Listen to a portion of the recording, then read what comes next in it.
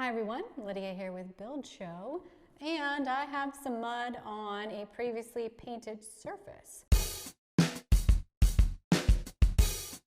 So this is a question I get all the time. Why is my mud bubbling?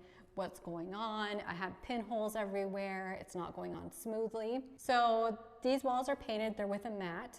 Matte doesn't bubble as badly as some of the higher sheens do, so do keep that in mind if you're going over anything existing. But what's happening here is we have a sealed surface, and when we put our compound on top, it has nowhere to soak into.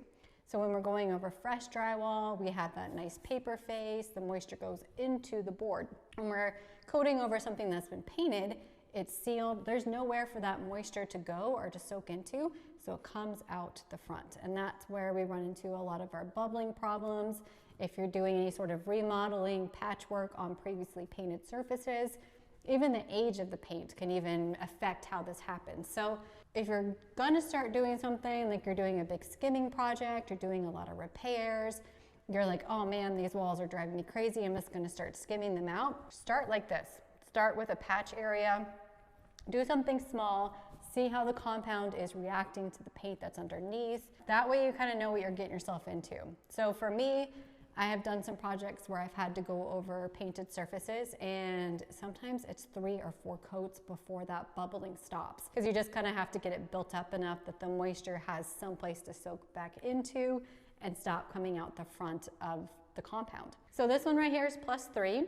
It's not actually looking that bad. There is some minor bubbling and some pinholing, but just I would let this dry, and then I would come, and when you're dealing with like little pinholes and bubbles, it's really important to open them up. So if I was to sand over this, they'll open, but then they'll pack full of drywall dust. And then when I go to coat over the top of that, there's nothing for it to go into because that hole is full of dust. So when you're working with products like this, just scrape it open with your knife, not really hard, just a little light scrape, open those bubbles up. This one over here is easy sand, and the easy sand is definitely bubbling more than the +3 is. So definitely keep that in mind. It's bubbling more than I thought it was going to, honestly. So if you're doing anything with easy sand, try and keep it to smaller areas. So just kind of patchwork. I would never skim a complete wall with easy sand. It's gonna be hard, it's gonna bubble a lot, it's gonna be difficult to work with. If you have to sand it, you're gonna be cursing yourself. So keep your easy sand to smaller areas, and you can see here there's quite a bit of bubbling going on. It definitely didn't lie down as nicely as the +3 did. But this is a very common problem. You're gonna run into it if you are going over existing surfaces. So just really kind of do your patch test, let it dry, see how it sets up. Another thing too to think about when you are going over painted surfaces, you wanna have them clean. You don't wanna be going over a spot where there's like grease, a bunch of dust, anything nasty on the walls. So kind of just wipe down your surface, make sure you're going over something clean. Do you need to sand a painted spot before you go over it with compound? Like say, you know, you want to go over existing texture. You have orange peel on your walls, you hate it, and you want to skim the whole thing and get rid of it. You don't need to sand it.